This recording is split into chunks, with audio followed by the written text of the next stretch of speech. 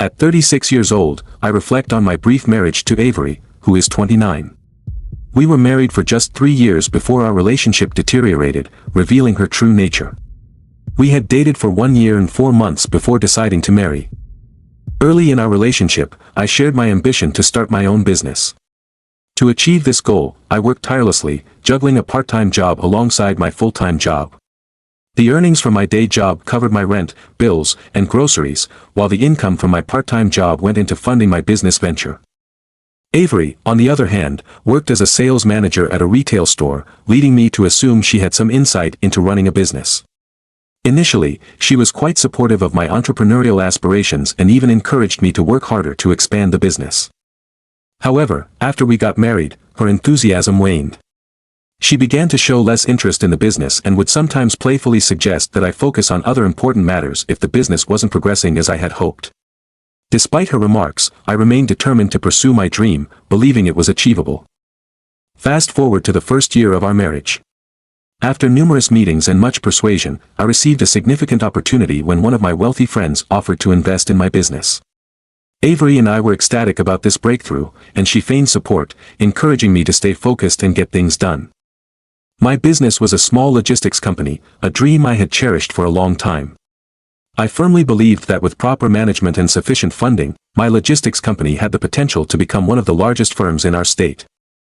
With the financial support, I made strategic investments in my business, including the purchase of additional delivery bikes, bicycles, and a truck for transporting goods.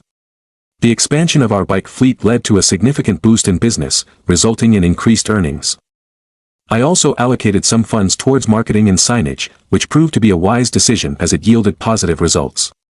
However, I noticed a substantial shift in Avery's attitude shortly after securing the investment. Prior to the influx of money, Avery and I had rarely fought over significant matters. Even if we had disagreements or arguments, we always resolved them before bedtime. However, after the funding came in, Avery and I found ourselves engaged in frequent disputes, and the primary source of contention was money. She insisted on using the funds for shopping, moving to a larger apartment, and going on a week-long vacation, all at the expense of my business investments. When I opposed these ideas, she became angry. I could understand her desire for shopping and even agreed to provide her with money to purchase a Chanel bag she had set her sights on. However, her demands exceeded this reasonable request. She argued that she was pleased with the investment because she anticipated benefiting from it. I was taken aback by her demands because she was well aware of the challenges my business had faced and how diligently I had worked and prayed for a financial breakthrough every day. I had not expected her to make such demands at that particular time. Even if I had indulged her by taking her shopping, moving into a larger apartment, or going on a vacation, those expenses would have eventually come from the profits my business generated in the long term rather than from the money meant for investment in business growth. I repeatedly explained to her that the money was earmarked for my business and was intended to be returned with interest to my investor friend.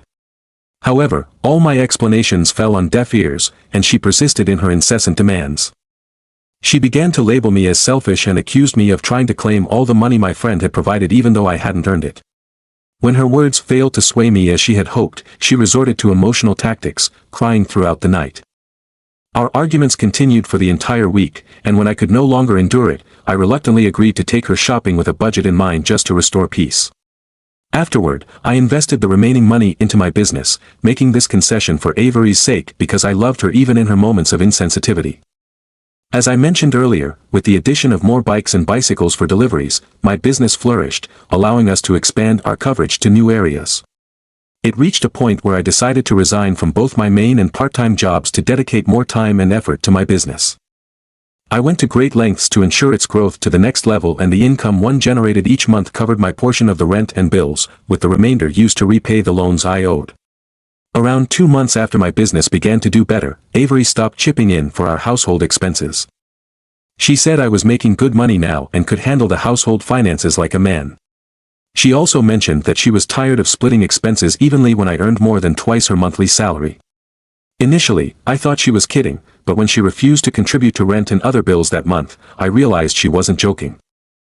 I tried to explain to her that it wasn't smart for me to shoulder the entire financial burden of the house because it would set me back instead of helping us move forward. However, she refused to listen. On top of that, I had to repay a loan to my friend with a hefty interest. She told me that she knew people whose husbands earned less than I did, but they still managed to support their wives, kids, and families independently. She questioned why I couldn't do the same. Her question was hurtful, but I didn't let it bother me at that point. I was exhausted from constantly arguing with Avery. It seemed like she had changed once money started flowing in, and since my business wasn't flourishing as much as I hoped, I ended up covering all the household expenses. I paid the rent, all the bills, bought groceries, and filled up the gas tank every month on my own. I have to be honest, all of that definitely had an impact on my business. It bothered me that Avery acted like the business was solely mine. I started the business because I didn't want to be stuck in a 9-to-5 job with endless overtime, and I didn't want that for Avery either. My goal was to provide a good life for both of us and potentially give our future kids a better life than we had. But the more Avery made demands and had expectations, the more it seemed like she had no interest in my business. I married her because I believed she had a talent for business and we shared the same vision. She used to enthusiastically talk about how she wanted us to own multiple businesses together, spreading across the country and even around the globe. However, when it came time to expand the single business we had established, her attitude changed drastically. She stopped contributing to our household expenses and chose instead to spend her earnings on clothes, shoes, wigs, and whatever else she desired. I was left to handle all the bills. I endured this situation for over a year and a few months, all the while trying to grow my business. Occasionally, she would borrow my credit card to go shopping with her friends, maxing it out every time. You can imagine the financial stress I was under. It felt like every step forward in my business was met with 3 steps back. This went on for several months, unfortunately, and I couldn't keep up because I had to repay the borrowed money with interest. This eventually led me into serious debt and forced me to temporarily shut down my business. The situation became so dire that I had to sell all my motorcycles, my personal car, and even our family heirloom jewelry just to clear the debt. By the end of it all, I had nothing left, not even a single penny saved. During that tough period, I went through a lot with Avery. When I had to close my business, she started saying hurtful things to me. She mentioned how we could have enjoyed a good life with the funding we had, but due to my mistakes, I lost everything. To make matters worse, she completely changed her attitude. We used to share household chores, but when my business failed, she told me to handle my own laundry, cook my meals, and clean the house since I was at home without a job. She took every opportunity to remind me that she was making money while I was unemployed and businessless. I was actively searching for jobs to cover my expenses, and after such a significant setback, my main concern was survival, not my business. Around that time, I noticed she always had a smile on her face and was constantly on her phone. She started bringing home expensive gifts like bags, jewelry, shoes, and clothes. I knew she couldn't afford them on her salary. It would take her at least 4 months of saving to buy just one of those pricey bags. When I questioned her about this new habit of coming home late with expensive items every week, she would verbally abuse me and remind me that I had no right to question her because I was jobless and couldn't afford those things for her. With her new demeanor, I realized that our intimacy was gone, and that's exactly what happened. She avoided sleeping in the bedroom because she knew I might try to get close to her. Just like that, our marriage quickly turned into a nightmare. I believe it was around 2 to 3 months after she began bringing home expensive items that the situation deteriorated further. It was painful and suffocating to endure her outbursts, but at that time, my main focus was finding a job as soon as possible. Then, one evening, she came home and mentioned that she wanted a divorce. She explained that she couldn't bear being married to me any longer and confessed that she had married me because she thought I had a promising future. She said she wasn't impressed with how things had turned out. I didn't try to plead or change her mind. I sort of expected it was coming. I was already exhausted with everything and believed that divorcing each other was the right decision. Despite my love for her, I couldn't continue living with or being married to a woman who constantly ridiculed me, insulted me, and made me feel worthless. So, I signed the divorce papers, and she moved out of the house before our divorce was officially finalized. Shortly after our divorce, I was at home reflecting on my life when she sent me a message on Facebook. When I opened it, I found a picture of her in a bikini on a yacht with my wealthy friend, the same friend who had funded my business. I couldn't help but feel deeply betrayed. At that moment, everything started to make sense: the extravagant gifts, perfumes, her late returns home, the change in attitude, and ultimately, her desire for a divorce. I was unable to even shed tears because what she had done was beyond expressing my heartbreak through crying. Strangely, I felt a twinge of pity for her, knowing that my wealthy friend had a notorious history of using women and had been divorced 4 times. In response to the picture she sent me, seemingly to taunt me, I simply wrote, "Enjoy it while it lasts," and then blocked her. Moving forward was a daunting task, particularly without a job and without anyone to offer both financial and emotional support. The situation was incredibly tough, and there were moments when I seriously considered ending everything, as I was in a very dark mental place. I ended up moving in with my younger brother because I couldn't afford rent or even meet my basic needs. Some of my friends tried to help out and provide assistance from time to time. For months after Avery left me, I finally secured a job. Although the pay was not as good as my previous job, it was a refreshing and motivating new start for me. I worked diligently, putting in extra hours, and after 2 months, I was able to split the rent and bills with my brother before finding my own place. At my new workplace, a senior colleague named Crystal, aged 47, showed a special fondness for me. She was significantly older, and I couldn't quite understand why she would bring me lunch and suggest we go out to eat together until I asked her about it. Crystal revealed that I reminded her of her late brother who had passed away when he was younger, and for some inexplicable reason, I looked and walked like him. Over time, Crystal and I grew very close, and when I shared my past struggles and the business failure with her, she offered to help. In just a few months of knowing each other, I found myself falling in love with her. She showed me an abundance of care and affection, something I hadn't experienced during my 3-year marriage to Avery. With Crystal, I felt genuinely cherished, and I didn't even realize when my heart started to feel love again. Unexpectedly, help arrived. Crystal followed through on her promise and introduced me to someone who provided funding, as they owed her a favor. Additionally, Crystal generously invested a substantial amount of her own money in my business with the understanding that I would repay her on a monthly basis. She also shared valuable ideas to help my business grow, expand, and offer something unique compared to my competitors. I understand it might seem too good to be true, and that's exactly how I felt during the 9 months following Avery's departure. Honestly, if someone had told me I would bounce back so quickly, I wouldn't have believed it. My only disappointment was that Crystal didn't see me the same way I saw her. She viewed me as a beloved brother and assured me of her ongoing support as long as I held up my end of the agreement. Despite our nearly 11-year age difference, it didn't bother me. When Crystal turned down a romantic relationship because she didn't want to mix business with pleasure, it stung a little, but I moved past it and decided to concentrate on rebuilding my business. Even though it felt like starting from scratch due to selling my motorcycles, I didn't mind. Operating a logistics business was something I truly desired, and I was passionate about it. With determination and the financial support provided, my business started thriving again, and I couldn't be happier.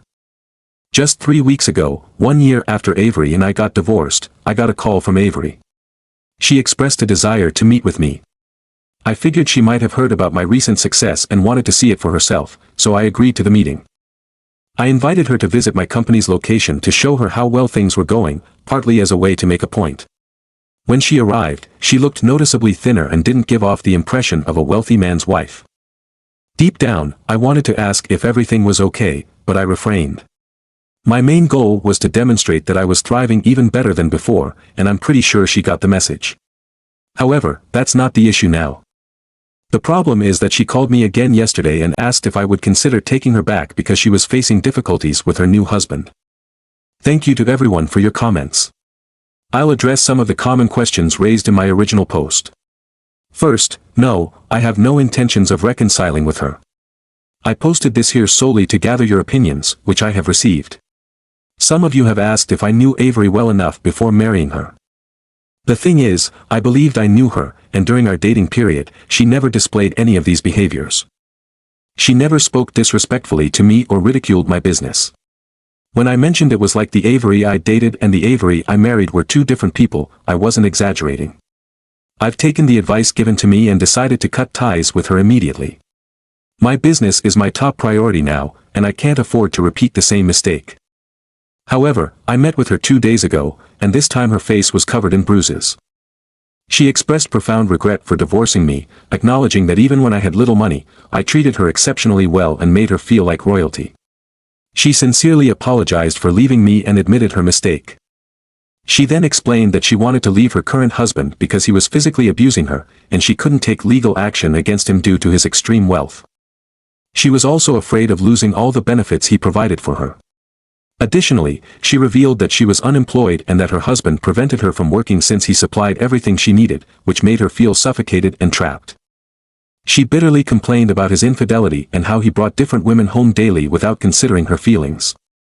From everything she shared, I couldn't verify how much of it was true. All I could confirm was what I saw on her body. It was evident that she was suffering physically, mentally, and emotionally. Additionally, she looked severely sleep-deprived. In our 1 year of dating and 3 years of marriage, I had never seen her in such a terrible state. As she spoke, I couldn't help but notice the timing of her revelation. It was clear that her abuse didn't begin when my business started thriving again, it must have started from the early days of her marriage to him. However, she had never reached out or complained about it until she heard about the success of my business. So, I decided to toy with her as someone here had suggested. I provided her with all the reasons why I couldn't take her back and watched her plead and beg with me. She confessed that she had been deceived by appearances and had believed it was better to be a wealthy man's wife, even if he didn't love her, than to be the wife of a poor man with all the love. But now, she claimed to have learned her lesson. After she begged persistently, I asked for some time to think it over, giving her a glimmer of hope.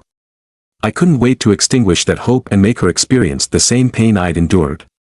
I'll provide another update as soon as I exact my revenge. Hello everyone, this is not evolving into a love story because that story has already ended. I want to make it clear that I still can't get over her betrayal. Regardless of how hard I've tried, I can't erase the image of her humiliating and mistreating me during my difficult times. It's quite shameful that she tried to come back to me after treating me as if I were worthless. It's now been a month, and I can't even begin to list everything she did to try to win me back.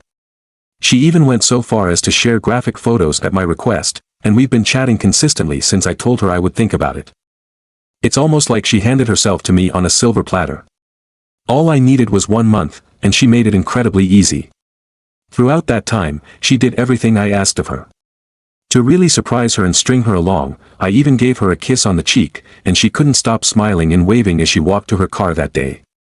Someone here suggested that I set her up and disrupt her unhappy marriage, and I found that idea appealing. I intentionally requested graphic photos from her because I knew she would comply.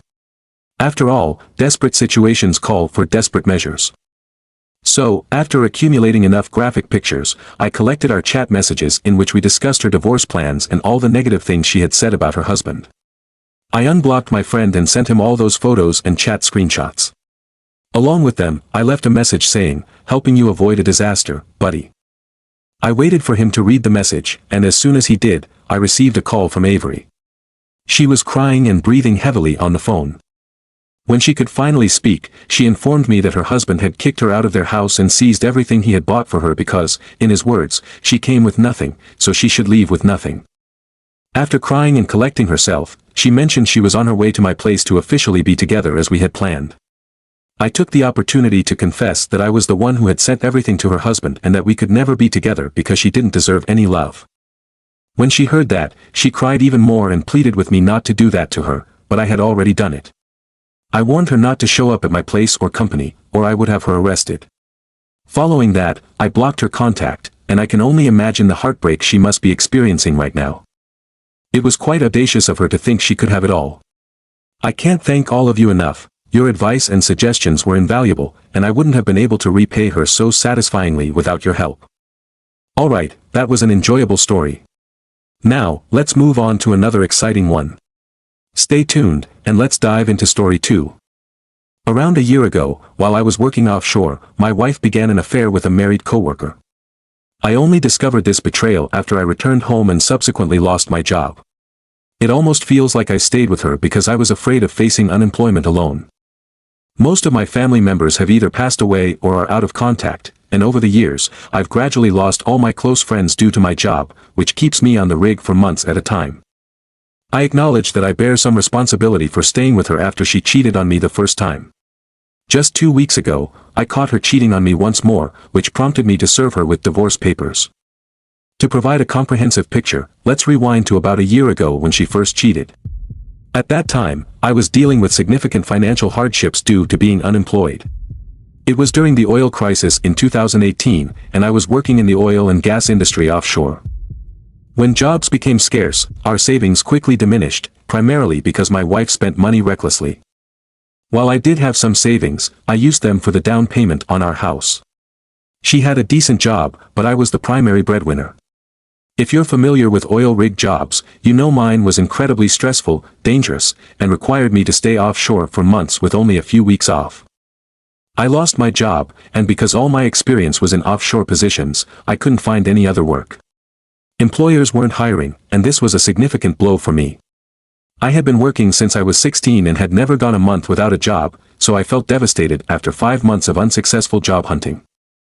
I stayed home all day while my wife was the sole breadwinner, but most of our money was going toward paying credit card bills, the mortgage, utilities, and groceries. Even though I was collecting unemployment benefits, it only covered so much. The crisis hit me hard, especially since we had just made a substantial down payment on a brand new house. All my savings and reserves had gone into that. The job market was so tough that I couldn't even find work as a janitor. Imagine what that did to my confidence. Regarding our backgrounds, I'm 25, and my wife is 26. We've been together since high school and didn't attend college mainly because we had kids at a young age and had to grow up quickly. We have 2 daughters, aged 8 and 6. During my unemployment, I tried to be productive by cleaning the house daily, looking after my kids, taking them to school, cooking, and handling all the household chores. My wife was the sole earner, so I aimed to make her life as comfortable as possible. I even gave her back massages after her stressful workdays. Despite my efforts, my self-esteem was at an all-time low. I tied my self-worth to being the family provider, which I wasn't accomplishing at the time. I began to suspect my wife was having an affair when she started coming home late more frequently. For instance, she would come home around 5 p.m. on Monday, but not until around 9 p.m. on Tuesday. Her excuses ranged from heavy traffic to girls' night out to working late. Since she worked hourly, I could see her paycheck, and it didn't match the amount of overtime she claimed. It seemed like she was working 80 hours a week, but she was only getting paid for 45 to 50 hours. We had a joint account, and her paycheck was directly deposited there. I had been using the same account even when I was employed. Consequently, I felt like she was growing distant from me and the kids. Sometimes, when I talked to her, she seemed absent-minded, as if she had mentally checked out of our lives. She also began texting frequently and seemed overly eager when responding to her messages. She tried to hide it, but knowing her for so long, I could tell something was off. She had secured her iPhone with both a fingerprint and a password, and I didn't know the password, which left me feeling stuck. Whenever I brought up my concerns with her, it escalated into heated arguments. She'd make jokes about me not contributing enough despite the fact that I was doing all the household chores. She consistently avoided taking responsibility for coming home late. When I questioned the inconsistencies between her paycheck and the overtime she claimed, she'd get defensive and assert that I had no right to question her earnings. I even contemplated following her after work to find out where she was going, but that would mean renting another car since we only had one family vehicle. I didn't have the money to rent another car. This went on for several weeks, but one night we both got drunk at home. She became especially intoxicated and passed out, so I used her finger to unlock her iPhone. To keep it brief, I discovered a series of text messages revealing an ongoing affair with a coworker. This affair was both physical and emotional. She wasn't planning to leave me, she was seeking attention from her affair partner. She enjoyed the excitement and novelty of the affair, viewing her coworker as someone who validated her enough for her to engage in an extramarital physical relationship. This guy had been flirting with her for over 11 months, and their physical affair had been going on for 9 months, starting when I was offshore. The affair partner was married, so she was meeting him secretly at my house when I was offshore, while I was at work, and even in the park. I spent the entire night meticulously taking pictures of her text messages. The next day, I confronted her with the evidence, and she admitted to the affair. Despite knowing I should have ended the marriage, initiated divorce proceedings, or at least separated from her, I felt unable to do so. I desperately wanted the relationship to work because I had recently made a significant down payment on our new home. This money had taken years to save, and now, being unemployed, I was using it to pay off the credit card debt we had accumulated, mainly due to her shopping habits. After catching her cheating, our relationship was never the same. We couldn't discuss the affair without her breaking down in tears. I spent much of my time consoling her as she expressed regret, insisting she never wanted the affair to happen. I couldn't confide in anyone else about the situation because the thought of it would cause her to have a breakdown. I also couldn't ask her to quit her job because we needed her income. She claimed to have ended things with her affair partner. I exposed the other man to his spouse, which led to him quitting his job. About 6 months after discovering the affair, I was fortunate to find a well-paying job as a field service technician. While this role required occasional travel, it was a vast improvement over my offshore job that kept me away for months at a time. Since catching her cheating, she has struggled with depression. Once I secured a job, she decided to quit hers. She has grown accustomed to me handling everything around the house. She doesn't do any housework, rarely cooks, and now has this bizarre idea that arranging a threesome with her and another woman is some sort of penance for her infidelity. During this time, I struggled to understand her actions. My whole life had been centered around her, and now there was an emptiness inside me that wouldn't go away. The few times we managed to talk, she usually explained her behavior by saying she felt disconnected from me and enjoyed the attention she received. The only information I have about the affair comes from the text messages I found. In my eyes, she wrecked 2 families, as the other man confessed to his wife, lost custody of his kids, and even joined the military, hoping to be deployed to a dangerous place. She claims he pursued her for months, and because I wasn't around, she was weak and gave in to his flattery. However, the text messages show that she was just as enthusiastic about the affair as he was. I can't forget all the awful things I read in those messages, and it makes me sick. Now, she's unemployed, spending her days shopping online, watching TV, or playing video games. She frequently has breakdowns and talks about ending her own life, but she won't seek help. I feel trapped with her, fearing that if I left, she might either harm herself or end up completely destitute. She has grown entirely dependent on me to manage everything. She doesn't contribute to the housework, rarely cooks, and has now come up with the strange idea that arranging a threesome with another woman would serve as penance for her infidelity. Throughout this period, I found it impossible to make sense of her actions. I had centered my entire existence around her, and now I felt a persistent emptiness that refused to go away. Whenever we managed to have a conversation, she typically justified her actions by claiming she felt disconnected from me and enjoyed the attention she received. The only information I have about the affair comes from the text messages I discovered. In my view, she destroyed 2 families, as the other man confessed to his wife, lost custody of his children, and even enlisted in the military with the hope of being deployed to a dangerous area. She insists that he pursued her for months and, because I was not around, she was weak and succumbed to his flattery. However, the text messages clearly show that she was equally enthusiastic about the affair as he was. The horrible things I read in those messages are unforgettable and make me feel nauseous. Now, she's without a job, spending her days shopping online, watching TV, or playing video games. She frequently experiences breakdowns and talks about wanting to end her life, yet she refuses to seek any help. I feel utterly trapped with her, afraid that if I left, she might either harm herself or become completely destitute. I didn't want to be responsible for causing more pain after already being devastated myself. After working for 5 months, my self-confidence returned, leading to numerous arguments because I disapproved of how she treated me and our kids. I urged her to improve, to take care of household chores and cooking. I separated my finances from hers by closing our joint bank account, borrowed money to pay off our credit card, and then closed that account too in an attempt to curb her spending habits. She resisted every step, accusing me of being controlling and unfair, and she began giving me the silent treatment. 2 weeks ago, I went on a business trip to service a client's machine about 120 miles from our home. Originally planned as a 2-day job, it finished faster than expected, so instead of staying the night at the hotel, I decided to drive back home. I tried calling my wife, but she didn't answer, so I assumed she was occupied with the kids or something. I checked out of the hotel and began my drive home, which took nearly 3 hours in total. About 5 minutes before arriving home, I realized she still hadn't returned my calls. When I called her again, it rang a few times before she picked up, sounding out of breath, which set off alarm bells. She seemed surprised when I mentioned I was on my way home and promptly hung up. My suspicion that she might be cheating had been at the back of my mind, but it wasn't until I reached my driveway and saw an unfamiliar car leaving that I began to seriously suspect she had someone over at our house. I rushed inside, noticing the front door was unlocked, and immediately realized the unfamiliar car had to belong to the guy escaping from my place. As I hurried to our bedroom, my wife met me at the bedroom door. She looked disheveled, wearing a bathrobe, and sort of tried to block my path, asking why I was home early. I pushed past her and, upon entering, inspected both the bedroom and bathroom.